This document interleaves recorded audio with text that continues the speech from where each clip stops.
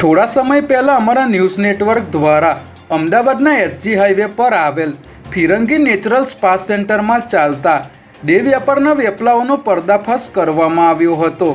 અહીં SG highway પર આવેલ જગતપુર રોડ પર ગણેશ ગ્લોરી 11 નામના કોમ્પ્લેક્સમાં ઘણા લાંબા સમયથી ફિરંગી નેચરલ સ્પાના નામથી સ્પા સેન્ટર ચલાવવામાં આવી રહ્યું છે, જે સ્પાની યાર્ડમાં કૂટણખાનું ચલાવવામાં આવતું હોવાની માહિતીના આધારે અમારા ન્યૂઝ નેટવર્ક દ્વારા સ્ટિંગ ઓપરેશન કરવામાં આવ્યું હતું, જેમાં સ્પા સેન્ટરમાં યુવતીઓના અલગ અલગ સર્વિસના નામે ભાવ આપવામાં આવી રહ્યા હોવાનું અમારા કેમેરામાં કેદ થયું હતું।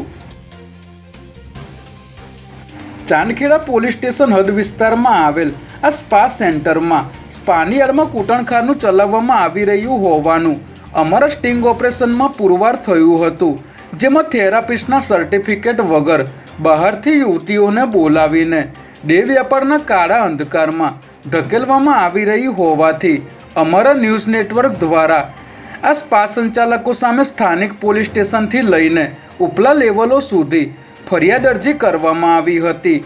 તેમ છતાં આવા સ્પા સેન્ટરો સામે કાર્યવાહી કરવામાં પોલીસની ઉપરી એજન્સીઓથી લઈને સ્થાનિક પોલીસને કોઈ જ રસ ન હોય તેવું જણાઈ રહ્યું છે। ત્યારે આવા સ્પા સંચાલકોને શું સ્થાનિક પોલીસ દ્વારા છાવરવામાં આવી રહ્યા છે તેવા અનેક સવાલો જાહેર જનતામાં ઉઠી રહ્યા છે।